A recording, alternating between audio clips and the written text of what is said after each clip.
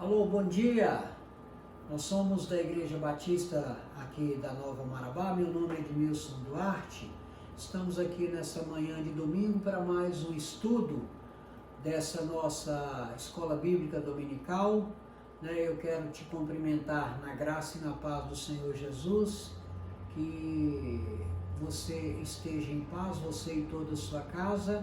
Nós estamos dando sequência a mais esse estudo da Escola Bíblica Dominical. Nós estamos estudando esta literatura nesse quadrimestre, os fundamentos bíblicos da família, e hoje eu quero te convidar para nós estudarmos a nossa lição, a de número 9, que é o casamento em crise.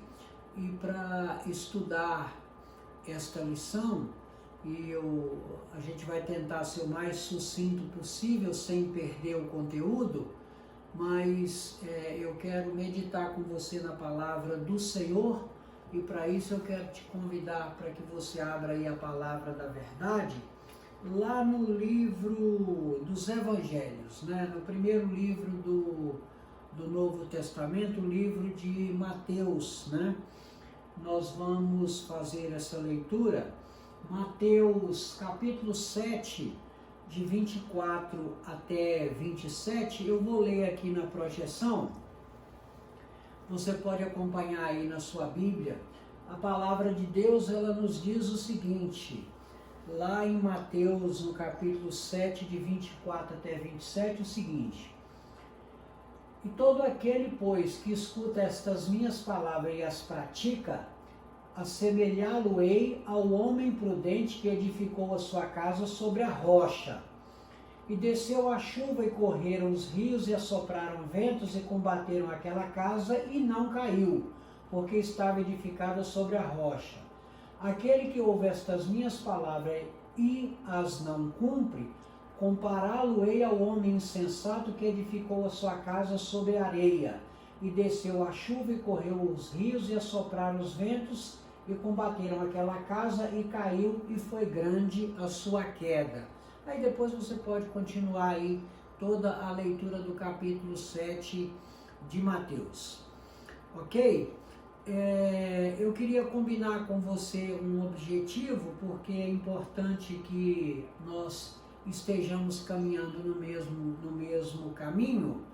E eu queria combinar com você o seguinte: o alvo deste estudo desta manhã é que tanto eu e você, que nós saibamos que todo relacionamento conjugal saudável passará por crises, Isso é um fato, Nós não podemos fugir desta realidade.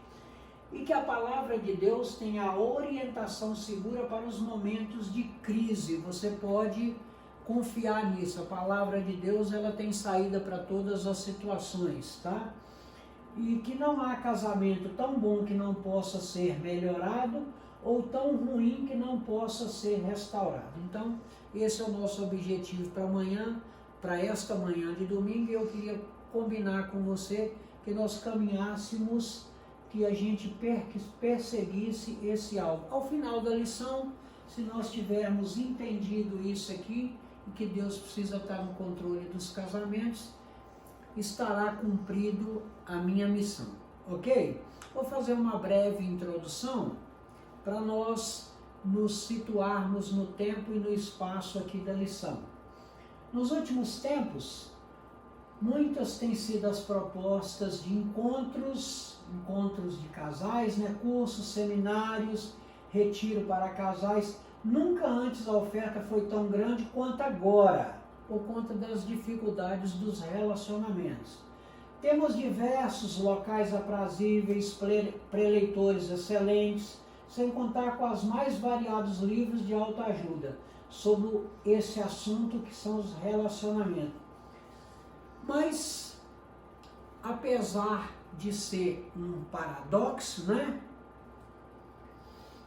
qualquer casal pode passar por crises,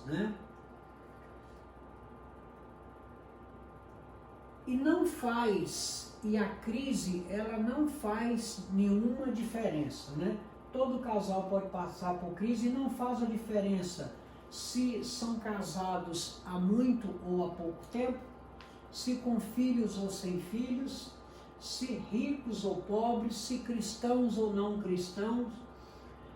A verdade é que todos os casamentos, eles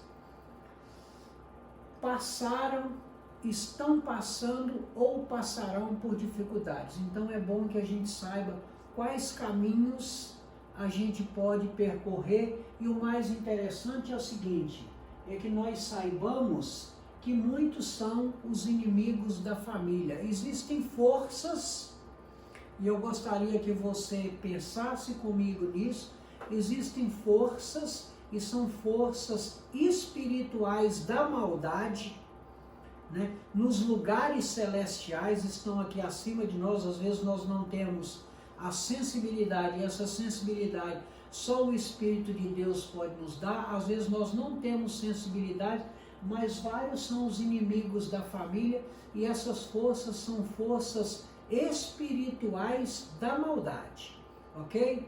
Então é preciso que a gente reconheça isso, e a gente reconheça também que os relacionamentos, eles são um processo. O relacionamento, ele é um processo. E eu queria te mostrar isso de forma mais didática, para que você acompanhe comigo esse processo, que o casamento, o relacionamento, ele é um processo, e ele é da seguinte forma, passa pelas as seguintes fases do processo, né?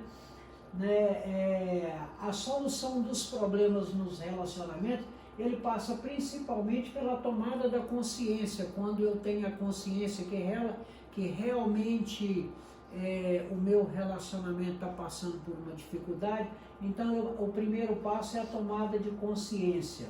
O segundo passo, eu preciso tomar um conselho cristão. Por que eu digo que um conselho cristão?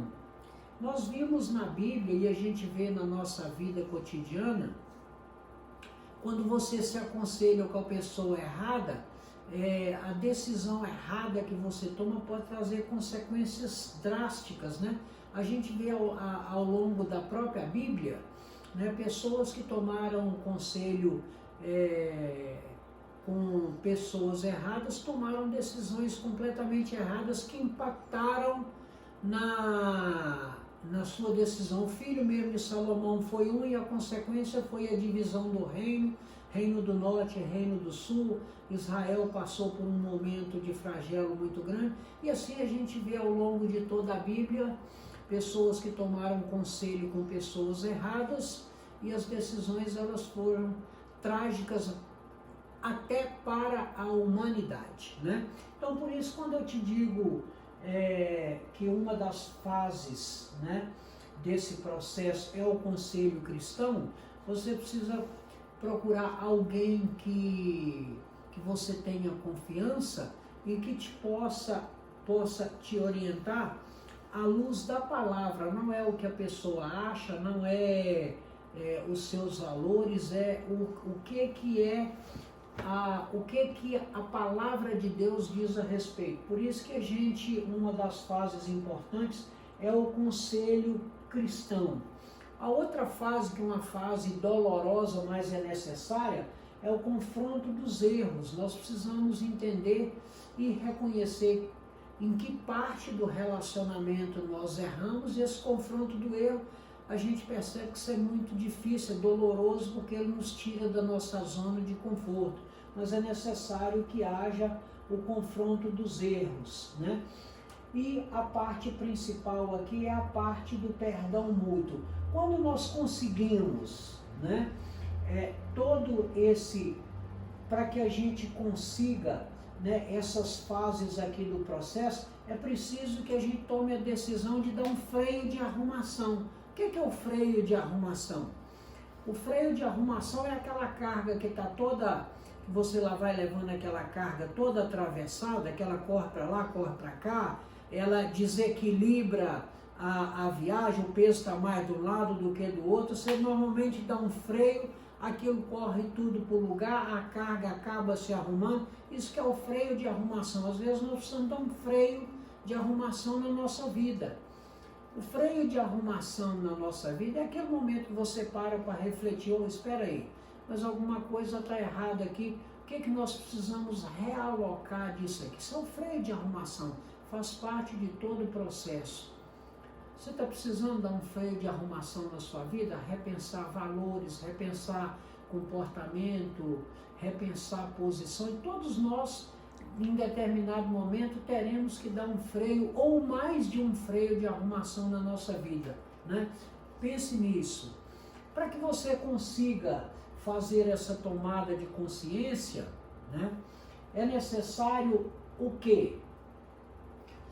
Que a gente entenda, né, inegavelmente, crises de relacionamento, elas existem. Nós não podemos fechar os olhos para essas dificuldades das crises de relacionamento. Elas existem e ela não é um privilégio meu nem seu, ela é um privilégio da humanidade, porque isso desde que o homem, que Eva comeu lá o fruto que não deveria e deu para o seu marido, então essa dificuldade ela é comum ao ser humano, né? Essas dificuldades elas vão aparecer para nós, para uns mais, outros menos, um tem uma capacidade maior de resiliência, outros menor, mas elas vão acontecer para todo mundo, né? Nós precisamos encontrar, né? Encontrar restauração para o casamento. Isso é uma coisa que ela é necessária para você e para mim, né? Então nós precisamos encontrar restauração para o casamento. Esses valores, os valores, a sociedade tem mudado esses valores, a gente percebe que os relacionamentos eles têm se desfeito com mais facilidade do que antes.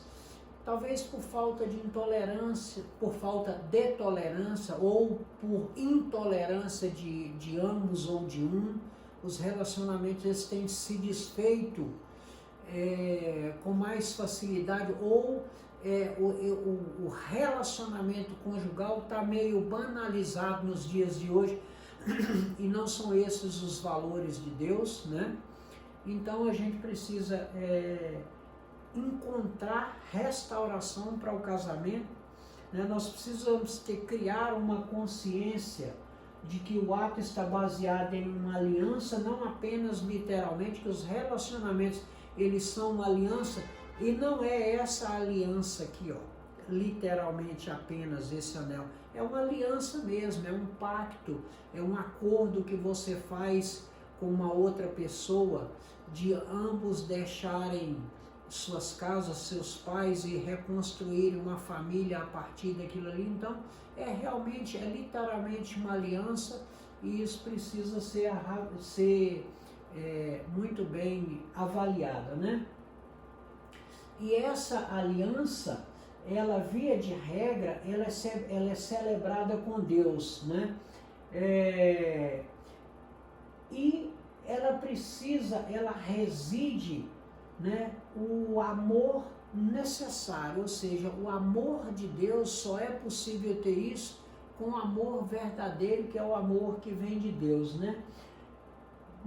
Muitas coisas, às vezes a gente protela, deixa para depois, mas nós precisamos saber que o tempo não resolverá problemas não tratados. Aqueles problemas que você deixa lá, que você empurra para debaixo do tapete, problemas não resolvidos, não tratados, eles não vão ser resolvidos. Mexe e vira, eles retornam, eles afloram, né? Então, problemas não resolvidos deixam consequências drásticas, né? O tempo não resolverá esses problemas, porque brigas, distanciamento, indiferença, entre outras questões, vão sempre dificultando os relacionamentos, né? Sutilmente vão minando. Você às vezes pensa que não, né? Mas aquilo sutilmente vai desgastando e vai afastando uma pessoa da outra. Então a gente precisa entender que, por mais amargo que seja o remédio, né, os problemas eles precisam serem tratados e serem resolvidos, de preferência à luz da palavra, segundo a vontade de Deus, ok? Olha o que Malaquias, profeta Malaquias, o último livro do Antigo Testamento, olha o que Malaquias nos abençoa com o texto no capítulo 2, no verso 14, na parte B de Malaquias. É porque o Senhor é testemunha entre a mulher, entre você e a mulher da sua mocidade. O que Malaquias está te dizendo aí? Que Deus é testemunha entre aquela mulher que você escolheu lá na sua mocidade. Eu quero dizer para você o seguinte, às vezes você está aí, todos nós temos dificuldade, o tempo passa, né? Ela não é mais a mesma, você não é mais o mesmo, as coisas começam a cair, né? Começa a ter dificuldades e às vezes até dificuldades biológicas mesmos, né? Aquilo que você conseguia fazer não consegue mais, desenvoltura, uma série de coisas. Então existe realmente essa dificuldade com o passar dos tempos. Mas eu quero te dizer o seguinte, que você não troque a sua guerreira por uma aventureira. Você não vai querer trocar uma de 50 por duas de 25, que eu te garanto que isso não vai dar certo. Não troque aquela guerreira que te acompanhou há tanto tempo, desde o tempo da dificuldade. Não troque a sua guerreira por uma aventureira. Não faça isso, porque não vai ser bom o resultado. Eu te garanto que você não vai gostar. Não troque a sua guerreira por uma aventureira. Um conselho que eu te dou, tá? Baseado na palavra de Deus, ok? Continue conosco aí. Olha só. Acerca do aconselhamento cristão, você precisa também filtrar com quem que você se aconselha, mesmo lá dentro da igreja, né? Essa pessoa, ela tem uma vida de compromisso, você confia, assim, de forma literalmente nessa pessoa, ele está preparado para te aconselhar, que ele domina aquele assunto para poder te aconselhar. Porque se o camarada tem uma vida que talvez está com mais dificuldade na mesma área que a sua, como é que ele vai te aconselhar, né? Mesmo dentro da igreja, lá no seu ciclo de amizade, no seu grupo de relacionamento, na sua rede de relacionamentos, cuidado com quem você vai se aconselhar, né? De repente você pode tomar conselho com alguém que não necessariamente vai te mostrar a melhor saída, né? O aconselhamento cristão, enfrentar uma crise conjugal é travar uma guerra.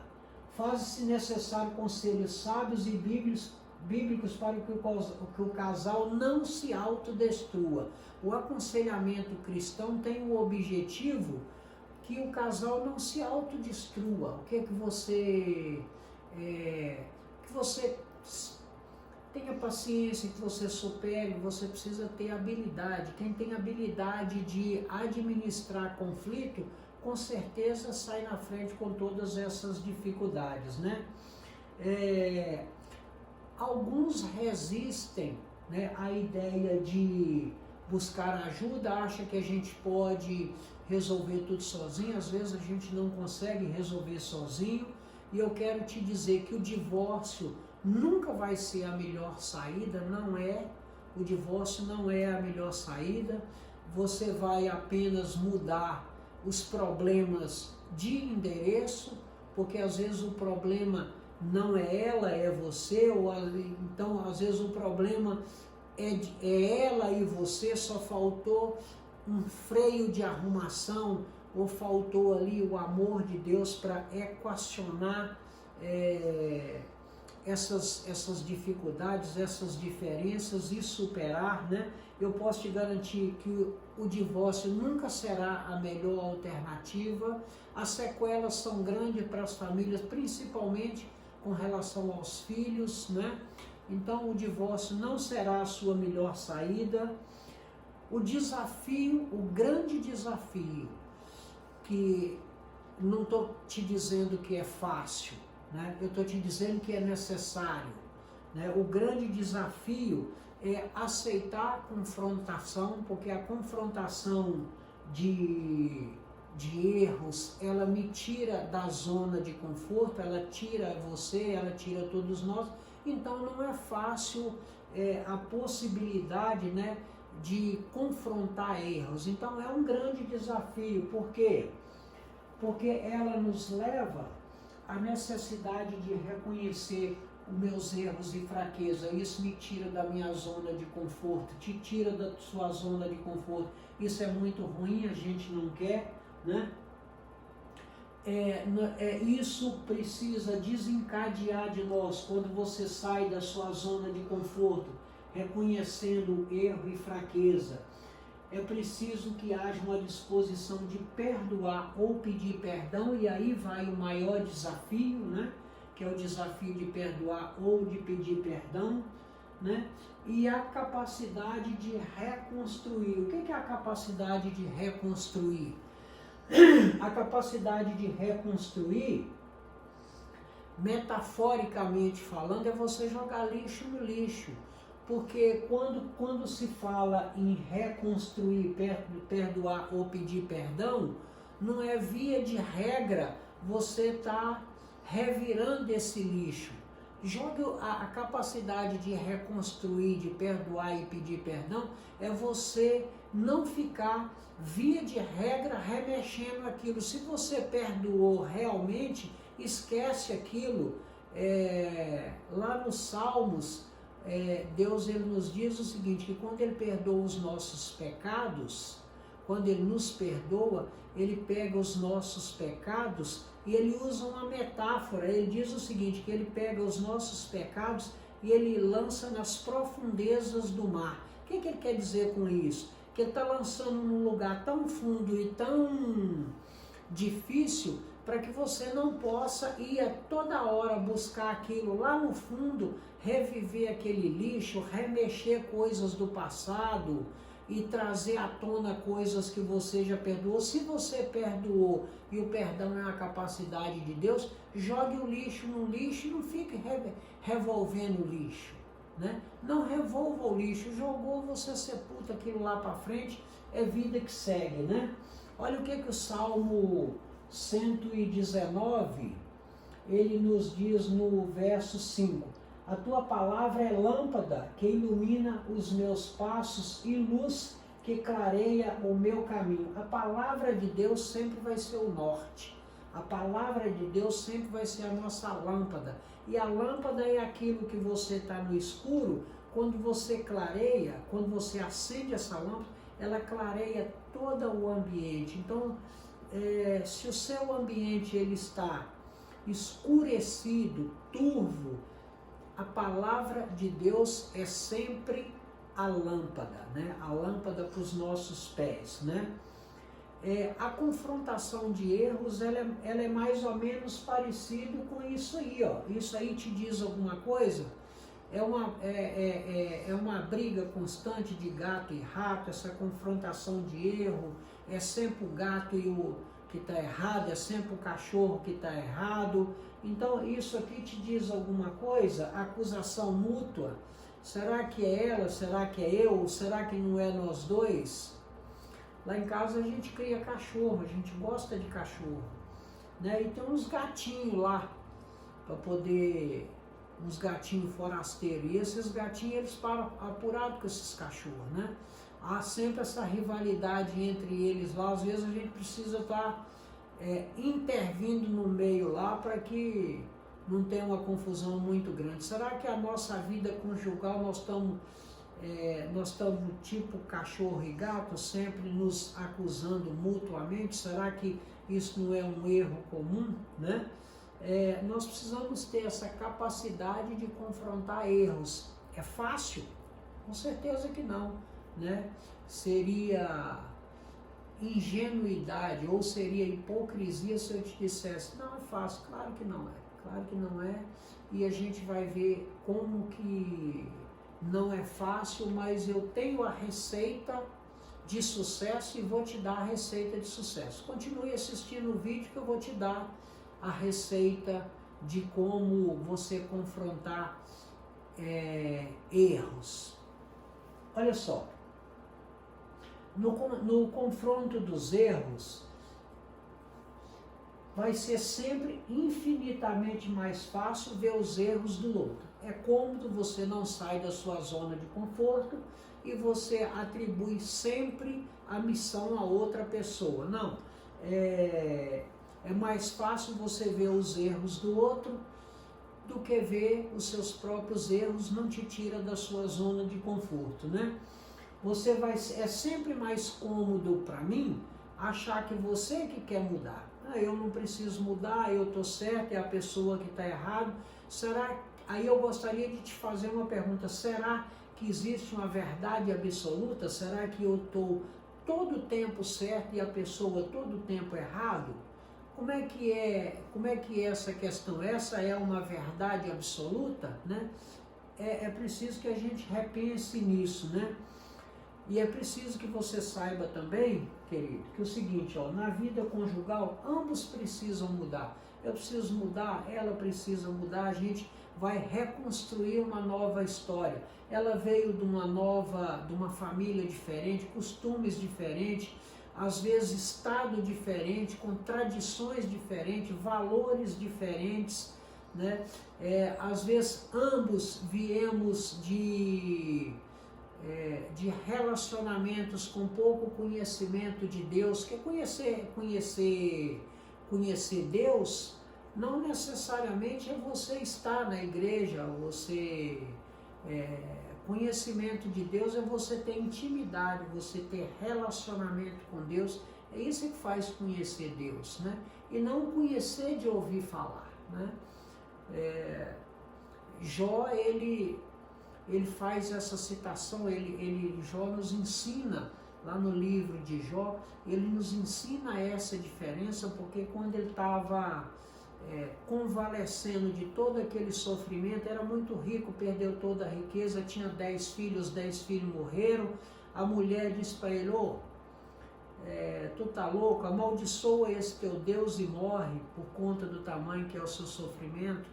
E num determinado momento do livro de Jó, quando a graça de Deus foi maior do que o sofrimento, ele reconheceu o seguinte, eu te conhecia por ouvir falar, eu agora te conheço porque eu tenho intimidade. Então é isso que eu estou falando, né?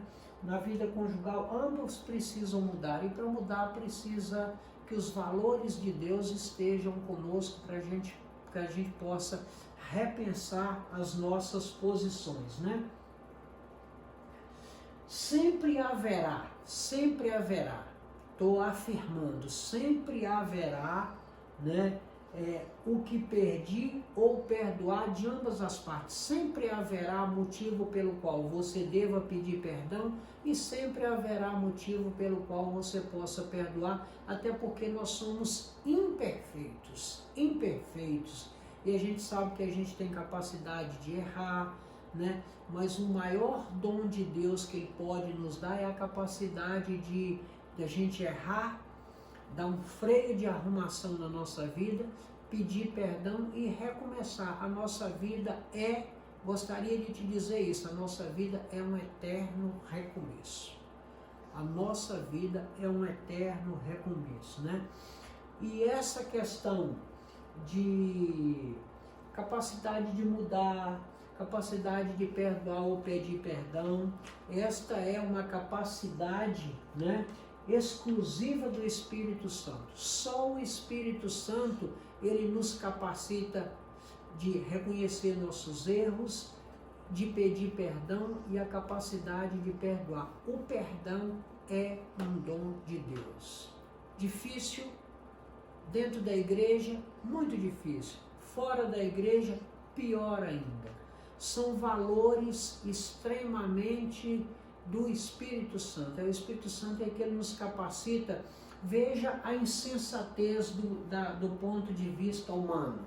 Veja a insensatez. Como que você pode pagar com bem a uma pessoa que te fez um mal. Do ponto de vista humano, vai imperar a lei da física, ou seja, uma força com a mesma intensidade no sentido contrário. O natural do homem seria o seguinte: a pessoa te fez um mal, vou até chegar mais perto de você, a pessoa te fez um mal, o natural, o homem natural é retribuir com a maldade ainda maior.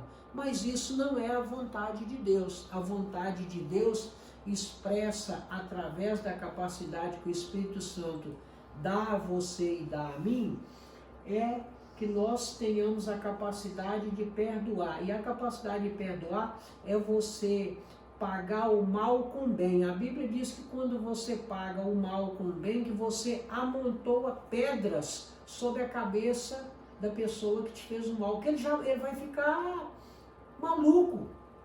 Como que eu fiz um mal tão grande a essa pessoa e ele me retribui com um bem? Como é que pode ser isso? O que é que passa na cabeça da pessoa? E você pode, através disso, conquistar aquela pessoa para você. Porque como que eu fiz um mal para a pessoa e ele me faz um bem? Isso não faz sentido. Você coloca pedras sobre a cabeça da pessoa, né? Então nós precisamos, só essa capacidade, ela é exclusiva do Espírito Santo, a capacidade de nós nos confrontar os nossos próprios erros. Eu reavalio, dou um freio de arrumação na minha vida, avalio pontos que eu falhei, que eu errei e que eu preciso mudar, e quem nos capacita é o Espírito Santo de Deus, e vai me dar humildade para contribuir na reconstrução. Ou seja, eu reconheci que eu estou errado, eu quero uma oportunidade para poder corrigir. Nós precisamos reconhecer que erramos e também precisamos dar às pessoas oportunidade para que elas possam se corrigir, ok? Ainda aí no mesmo espírito, né? Nós precisamos aprender a admitir nossos próprios erros, né?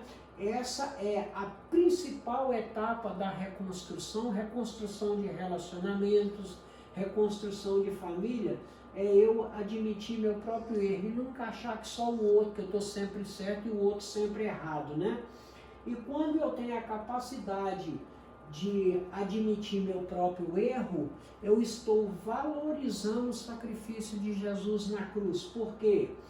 O sacrifício de Jesus na cruz foi para que eu e você saibamos que a humanidade, ela tem salvação. Eu costumo acreditar muito no ser humano, eu acredito muito no ser humano, eu acredito muito a energia que me faz trabalhar com as pessoas é eu entender que elas podem ser melhor amanhã, que elas têm capacidade de mudar. Então você que tem uma dificuldade no relacionamento, ou você que tem uma dificuldade na família, ou que você tem uma dificuldade com a esposa, ou que a esposa tem uma dificuldade com o marido, ou pais que têm dificuldade com o filho, não desista do seu ente querido. Quero te dizer isso, não desista, porque Deus pode fazer uma mudança, né? Eu vejo lá, eu vejo muito isso na vida das pessoas. A esposa que ora por um marido que bebe há não sei quantos anos e ela continua ali resiliente, Deus restaura aquela vida. A gente vê pais que lutam com os filhos na droga, ou na bebida, ou de qualquer outra dificuldade. Não desista das pessoas. Jesus morreu na cruz para que nós tivéssemos vida e que a nossa vida fosse uma vida abundante. As pessoas podem mudar, nós precisamos acreditar que as pessoas mudam, nós precisamos ajudar as pessoas a mudar, nós precisamos ter tolerância para que as pessoas mudem. Eu não estou querendo dizer que você deva ser omisso. Não, eu acho que você deva combater aquilo que está errado, você tem que ensinar, você tem que trabalhar, você precisa se esforçar. Porque tem coisas que elas são obras do Espírito Santo, e são coisas que elas são obras suas, aquelas coisas que você mesmo pode fazer, né? Então não perca isso de vista, né? Não perca, não tire da sua mente a capacidade de perdão. Perdão é um dom fantástico. Eu não quero te dizer que é fácil, né? Eu tenho pouca paciência, eu sou réu, confesso, né? Meus amigos mais íntimos de relacionamento dizem que paciência foi uma vacina que eu não tomei, né? Eu pulei essa parte. Na minha carteirinha lá de vacinação não está carimbado lá paciência. Eu tenho pouca paciência, mas Deus me recompensou com outras, não vou dizer virtudes, mas com outras qualidades, né? Eu não fico revolvendo lixo, não fico repisando o trem que já passou, você larga para lá, toca para frente, vai cuidar da sua vida, porque nós precisamos pensar no perdão mútuo. E eu não quero te dizer que seja fácil, e eu não vou ser hipócrita ao ponto de te dizer, é fácil demais. É extremamente doloroso, extremamente difícil, né? Como é que o perdão verdadeiro, né? Ele é aquilo que as pessoas que às vezes estão do seu lado não conseguem entender como que você consegue perdoar determinadas coisas, mas quem consegue perdoar fica muito mais feliz, e você coloca uma pedra em cima da cabeça da outra pessoa. Então, o perdão, por isso ele é tão difícil, por isso que eu quero te dizer que o perdão é uma capacidade divina. Só o amor de Deus capacita o perdão, não tem outra forma, porque na nossa vontade, eu como homem natural, seria retribuir o mal com uma intensidade maior ainda, mas não é isso que é a vontade de Deus, não é isso que é bom para mim, porque a Bíblia nos diz o seguinte, que uma palavra dura, ela suscita a ira, mas uma palavra branda, de compreensão, ela apazigua ali os ânimos, né? Então, se você tem essa capacidade de perdoar, querido, cultive, procure ampliar, porque isso é um dom de Deus, né? Que a nossa ira não produz a justiça de Deus, não é a vontade de Deus que a gente seja irado, a vontade de Deus é que nós tenhamos a capacidade de perdoar, né? Até lá na cruz do Calvário, o próprio Jesus, né? Antes da ascensão ao céu, o que foi que Jesus disse? Pai, perdoa porque eles não sabem o que fazem, né? Às vezes a gente age involuntariamente, né? Tomado pelo instinto natural do homem. Às vezes o nosso homem natural ele acaba sendo maior do que o nosso homem espiritual, e a gente toma ações que elas não vêm de Deus, que elas não são positivas, né? Mas nós precisamos entender, praticar, nós precisamos saber que o perdão é um dom de Deus, né? Apenas por meio de Jesus aprenderemos a perdoar. Não dá para aprender a perdoar se não fosse os valores de Deus não tiver no nosso coração, porque o perdão é um dom de Deus. Quero que isso fique bem claro. Isso está bem grande aqui, ó. E eu gostaria que isso aqui tivesse na sua mente em highlight, né? Eu sou limitado aqui nas partes de informática, mas eu gostaria que isso aqui tivesse aparecendo para você assim, ó, piscando. Mas eu, antes, até mesmo que isso tivesse aparecendo piscando aqui para você, eu gostaria que isso tivesse lá na sua mente. Que a gente aprende no Antigo Testamento que o povo judeu, quando você lê lá o Pentateuco, os 5 livros lá de Moisés, que era objetivo dos judeus, para que eles não esquecessem as maravilhas, que aquilo fosse escrito nos umbrais das portas, para que todas as pessoas que entrassem, lessem e não esquecessem aquilo, e que aquilo deveria ser inculcado inculcado na mente dos nossos filhos. E eu gostaria de inculcar isso aqui na sua cabeça, que o perdão é um dom de Deus. Que mesmo que isso aqui não está highlight aqui nessa projeção, mas que ele ficasse highlight na sua mente, que isso ficasse te incomodando todo o seu dia, toda a sua semana, todo o seu ano, toda a sua vida, que o perdão é um dom de Deus. E nós precisamos pedir a Deus a capacidade de perdoar, tá certo? Como é que a gente pode aprender, né, o perdão com Deus? Da mesma forma, nós podemos reaprender a amar. De que maneira? Nós precisamos reaprender a amar porque nos nossos dias, mesmo as casadas são pessoas carentes de amor. Mesmo as que estão casadas, que têm filho, que estão família, carência não quer dizer, carência de amor afetivo não quer dizer casa vazia ou casa cheia. Às vezes você está numa casa cheia com muitos membros na família, mas você pode estar carente de amor, né? Às vezes os relacionamentos são meio individuais, né? Nós estamos na era do celular e a comunicação é muito instantânea e normalmente quando nós estamos na família, eu às vezes fico implicando que às vezes você está com a pessoa, ela está no celular, você está falando com a pessoa, ela está olhando no celular. Então isso é ruim. Eu acho que em alguns momentos de relacionamento nós precisamos abrir mão desse negócio. Em alguns lugares você entra e tem que deixar o celular, porque senão ninguém conversa, ninguém fala nada, cada um abre o seu celular. Então às vezes essa carência, né? Essa carência, às vezes não necessariamente, você pode estar dentro de uma casa e estar com carência afetiva, né? Isso é uma coisa que a gente precisa reaprender a amar, né? O amor jamais acaba, não importa qual seja a dificuldade que nós estejamos passando, o amor, ele nunca acaba, né?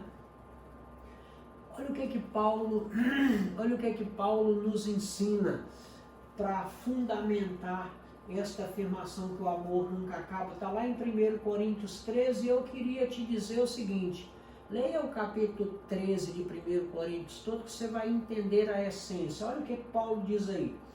Ainda que eu falasse a língua dos homens e dos anjos e não tivesse amor, seria como um metal que soa ou como um sino que tine. E aí, reflita comigo na intensidade com que Paulo está escrevendo isso aqui. Ainda que eu falasse a língua dos anjos, olha para você ver, ainda que eu falasse a língua dos homens e a língua dos anjos e não tivesse amor, seria como um metal que soa ou como um sino que tine. E aí Paulo ele continua aí o seguinte: e ainda que eu tivesse o dom de entender todas as profecias, ou seja, quando ele diz aqui de entender as profecias, de saber o futuro, ainda que eu soubesse todo o futuro e não tivesse amor, nada disso teria. Aí ele ainda continua aqui, e ainda, aí ele vai nos dizer o seguinte, que todas as coisas que eu consiga fazer, mesmo que sobrenaturais, se eu não tiver amor, nada disso seria. Você leia lá o capítulo 13 de 1 Coríntios, que você vai ver quanto que Paulo está nos ensinando a valorizar o amor. E eu quero encerrar essa lição, te chamar para refletir num ponto aqui, que ela sirva para você de reflexão e aplicação pessoal, que para todo casamento em crise, a solução e superação. Não importa qual seja o motivo da crise, dá para superar. Tenha paciência, aplique o amor de Deus que tem solução, né? Deus pode restaurar todos os nossos relacionamentos, principalmente os casamentos, porque a família, ele é o projeto de Deus, ele é o primeiro projeto de Deus, é a família. Então Deus tem um propósito e de que o casamento seja uma instituição indissolúvel, tá? Indissolúvel. o primeiro passo na crise para melhorar o relacionamento é reconhecer que somos falhos e que podemos aprender a mudar. Nós somos falhos, eu posso errar, você pode errar, ela pode errar. Nós precisamos entender que nós somos falhos e nós precisamos também ter capacidade de perdoar e permitir que as pessoas possam recomeçar, ok? Nós estamos chegando ao final desse estudo. Eu gostaria de te chamar para que no nosso próximo domingo você continue conosco. Nossa lição de número 10, nós vamos estudar o divórcio, né, à luz da Bíblia, o que a Bíblia fala acerca do divórcio, e eu quero continuar, e eu quero te pedir que você continue conosco, até nós estarmos nesse canal. Nós estamos voltando devagarzinho, logo logo nós estaremos lá na nossa igreja. Te dizer que a literatura está comigo, entre em contato comigo e eu vou te entregar a sua literatura, pedir desculpas, né? Você vai exercitar a capacidade de me perdoar, o correio demorou, nós já vamos estudar a lição 10, mas você pode recapitular às 9 através da nossa revista e nós ainda teremos mais 8 lições para frente. Fique com Deus, Deus te abençoe, espero que Deus, na sua infinita misericórdia, esteja apaziguando o seu coração, que você esteja em paz, né? E pedir que o nosso Deus, na sua infinita misericórdia, te livre, nos livre de todo mal, te dê saúde, te dê sabedoria, que os anjos do Senhor estejam acampados, abençoando o seu lar, a sua casa, os seus filhos, os seus negócios, e que você tenha uma semana de paz, de bênção e de prosperidade. Fique na paz do Senhor, graça e paz, um bom domingo, que Deus te abençoe. Tchau.